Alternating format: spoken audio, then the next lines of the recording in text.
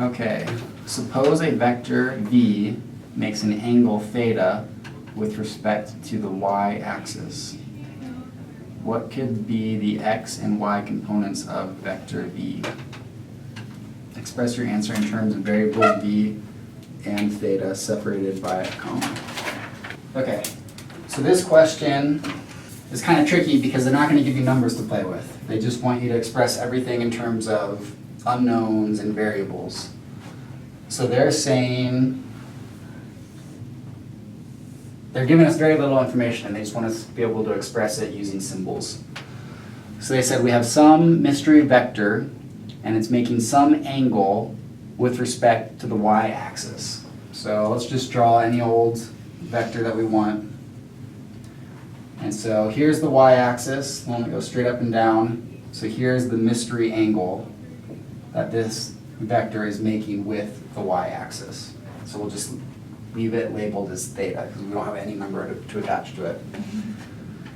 And now it wants us to figure out what the x and the y components of this vector might be. So the y component, the way that I have it drawn, is going to be that. The x component would be that. We have to keep in mind that I drew this original vector just completely arbitrarily. I could have drawn it, way more like this, or way steeper, or longer or shorter, whatever. So we're just dealing with generalities.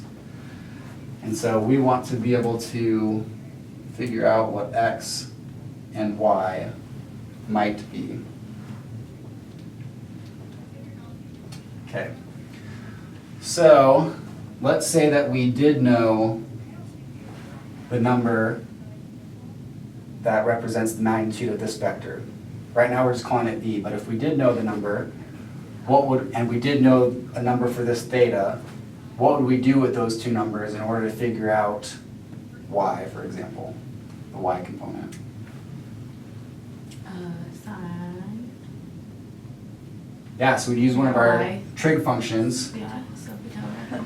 So Sorry, we'd I actually said that use in my head, but- cosine, so y relative to this angle is the adjacent side, and here's our hypotenuse. So we want to use the trig function that uses adjacent hypotenuse. So that's cosine. So we know that cosine of any angle is going to equal the adjacent side of that triangle divided by the hypotenuse side of that triangle. So in order to keep it consistent with how we have it labeled, we'd want to say cosine of our theta equals, and they said they want it in terms of, okay, v and theta. So this would be vy, this is vx. So it would be vy over v, because vy is our adjacent, v is our hypotenuse. So we want to get rid of that fraction just because it looks better. So we'd say v times cosine of theta equals vy. So now if we had any vector and we knew its magnitude and we knew its theta, its angle, we could plug into this equation and we could figure out its y component. And then we do a very similar process to figure out the x component. We'd say sine of theta equals opposite over hypotenuse. To tailor it to our specific situation, we'd say sine of theta equals vx over v. Get rid of that fraction by multiplying over. V times sine theta equals vx. So again, it doesn't matter what this number ends up being and what this number ends up being, we just plug it right into here and we'll get our vx number. So that's our answer, these two guys right here. So it's kind of like unsatisfying because it's not like a number. We can say like, oh, it's this number. But theoretic or symbolically, this is how we would find the answer.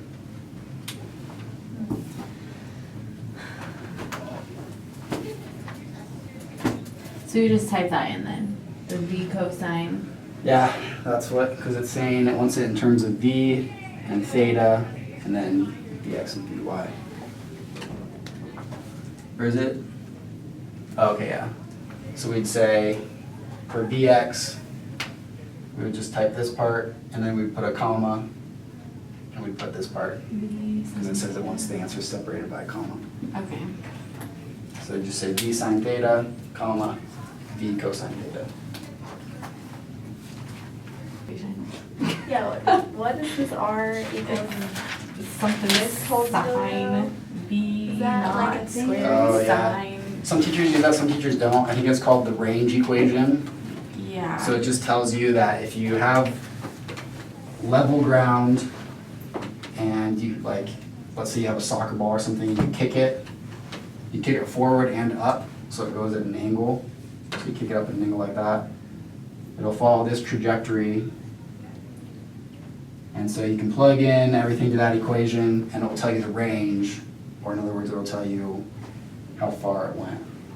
So that's like the range that it traveled.